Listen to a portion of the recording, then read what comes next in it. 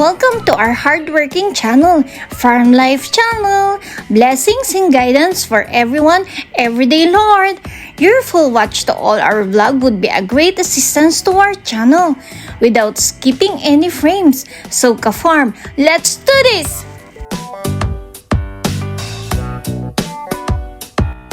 Let's start the day with ka-farm Buddha.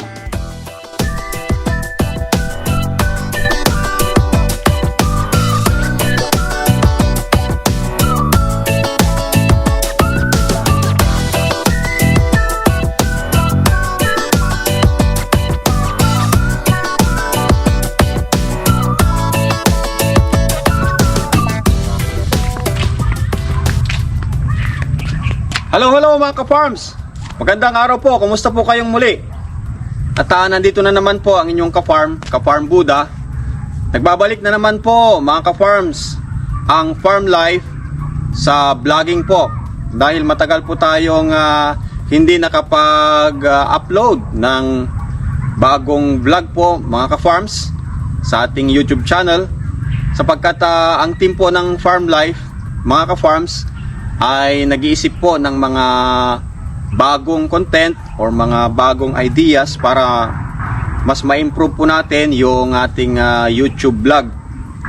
At tayo po ay nagre-research, tumitingin din po ng mga possible na mga area na maibahagi po natin yung mga project na pupuntahan po natin na tungkol din po mga ka-farm sa agriculture. Bukod sa farm, dito sa farm life, pumunta po tayo sa mga kaibigan o within Parayaw area mga ka-farms na meron pong mga kakaibang livelihood project. And then aside from that, tatry po ng farm life na lumabas pa beyond ng Parayaw.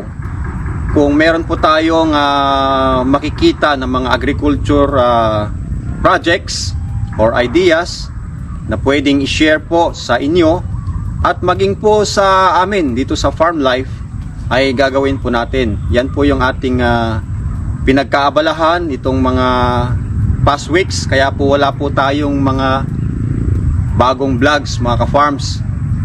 So dahil dyan, tayo po ay nagbabalik tayong muli ang farm life team. So yan po mga ka-farms, ang ating vlog for today, ang ating vlog 188, ang recycled tire livelihood visit mga ka-farms.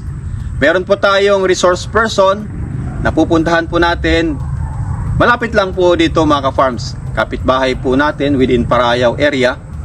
Sila po ay bumibili ng mga recycled na mga goma, gulong ng jeep o gulong ng bus, anything na hindi na pwedeng gamitin ng mga sasakyan na gulong, binibili po ng ating resource person at ginagawa po nilang mga livelihood projects po nila. Specifically, meron po silang TP and then pot, flowering pot. Yan, yung TP po mga ka-farms, yun pong patungan ng mga pangsabong na manok, rubberize. So makikita po ninyo yan mga ka-farms in today's vlog. Samahan po ninyo ako at makikita po natin yung livelihood project na recycled rubber ng ating resource person. So mga ka-farms, let's do this!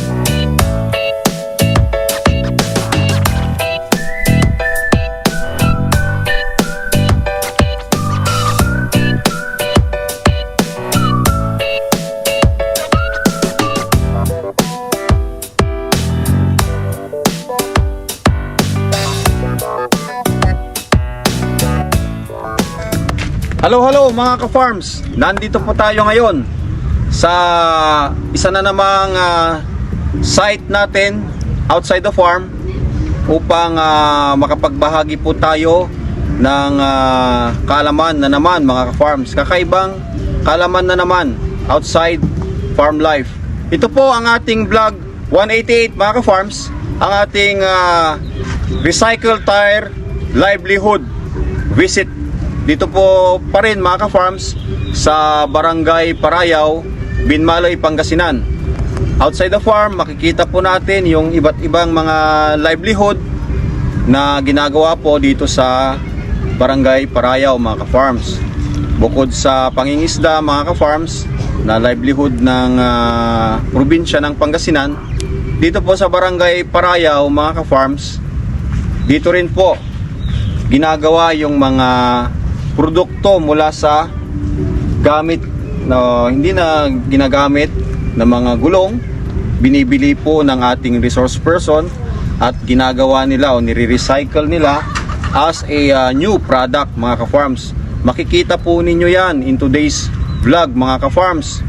Shout out muna sa mga subscribers natin at sa mga bagong viewers po natin dyan. So yan mga ka-farms, kasama po natin ngayon ang ating resource person na si Sir Edwin Jose dito po sa Barangay Parayaw, Binmaloy, Pangasinan mga ka-farms.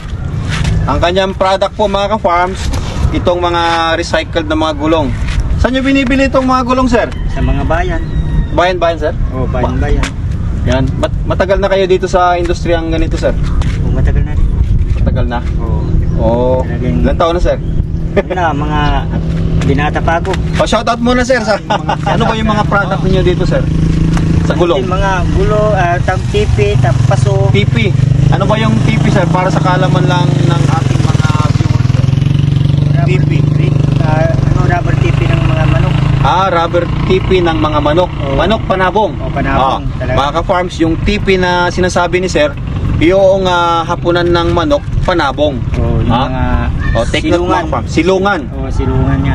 Silungan ng mga manok na pangsabong. Oo, Okay. Ano pa sir, yung mga ibang ginagawa po ninyo? Paso, paso. Paso, para naman sa mga halaman. Okay. And then yung Tapos, sabi ni Madam, mayroon siya sinabi, yung salaset, Oo, yung table. table, Para sa, tawag dun, salasit. parang salaset. Oo, dun sa tiris, ganun. Magkano yung salaset sir na upuan? Upuan na. 5-5 ganun. 5-5. Pero may pintura na yun. May pintura na. Kompleto na. Yung sabi ni Ma'am, 4 na upuan na gulong. Tapos isang May center table, 5,005 or depende. table. O, depende din sa. And then yung mga TP sir, magkano naman yung mga TP? 350 pag 350. pag kunti-kunti. Pero pag marami, may bawas. Yan. So karamihan sir, anong mga tire yung ginagamit, binibili mo sir? Puro nylon lang. Nylon. Oo. Yung malalaki, gulong ng dump truck. Okay. Magkano bili mo sir? 150 lang boss. Yung mga may gulong po dyan, mga sirs, mga ma'am, bumibili din si sir ng mga gulong. 150 yung yung pinakamalaki yung 150 yung malalaki o Oo. depende na. Depende. Ito mga regular size lang sir. ang ganito lang mga 40. Mga 40. Oo. Depende pa rin sa Depende kan. sa klase. At least may presyo kesa itapon lang or at least makatulong po tayo sa pag-recycle. And then yan. Saan naman yung mga customer mo sir? Marami. Minsan Natividad, Alaminos. Yung mga may big farms. Oo. Tapos Singan, Mingan, halos Dito rin. halos. Alam din nila, kinokontak ka nila. So, kumusta naman ang sir, ang livelihood nito? Okay lang din naman. Oo. Kahit pa paano may At least, kahit makakabawi din. parang ikaw lang gumagawa dito sir sa Dito sa Parayaw. Parayaw. Sa buong Binmaloy, marami rin. Meron din sa Palyas, meron din. Sa Palyas, meron din. Oo. Okay. Yung mga paso sir, mga magkakano naman yung mga paso mo? Sa isang dosina, 300. 300. Ayan. Sa mga susunod na vlog, paso naman makikita po natin. So yan mga ka-farms, medyo maulan po ngayon at kami ni Sir ay sisilong muna at tutuloy ko po yung aking pag-interview sa kanya about sa paso o sa mga iba pang produkto produkto ng gulong na recycled mga ka-farms.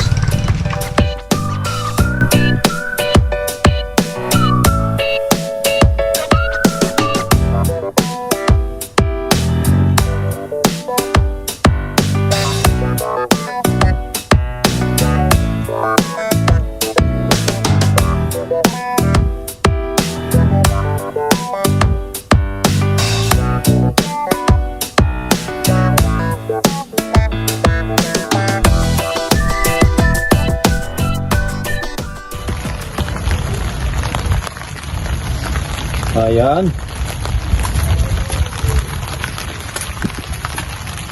Ano yung ginagamit mo, sir? Patingin, sir. O yan, mga ka-farms, ha. Yung gamit ni sir, matalas. Na ano. So, bali ilang taong ka na, sir, na ano. Na dito sa kamo, sir. Sa negosyo mong ito. Nung Bata ka pa. bata pa mga mga binata.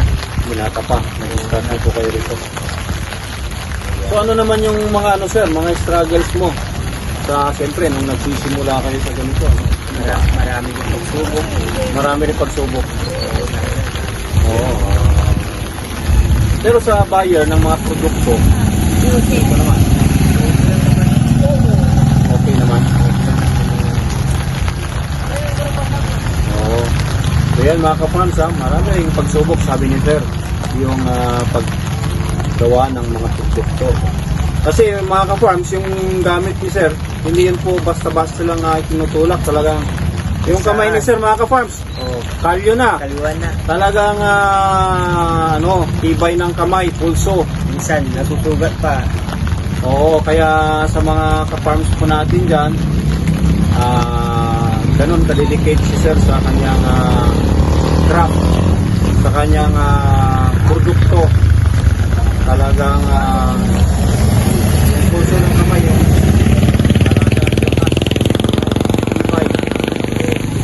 So kaya sa mga ka-farms po natin dyan, kung gusto po ninyo ng mga produkto ni sir, pasal lang po kayo dito sa Parayaw. At pagtanong lang po natin si Sir Edwin Jose, ang ating resource person, sa mga kung anong produkto yung gusto ninyo, pwede rin nilang gawin.